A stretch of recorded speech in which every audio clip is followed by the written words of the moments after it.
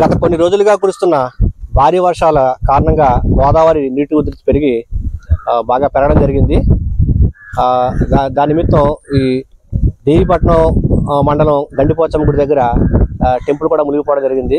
కాబట్టి భక్తులు యాత్రికులు కూడా సదరు విషయాన్ని గమనించి ఎవరు కూడా రావద్దని చెప్పి పోలీసు వారి తరఫున నుంచి విజ్ఞప్తి చేయడం జరుగుతుంది. అదేవిధంగా మత్స్యకారులు కూడా ఎవరు వేటకి వెళ్ళొద్దని చెప్పి తెలియజేయడం జరుగుతుంది.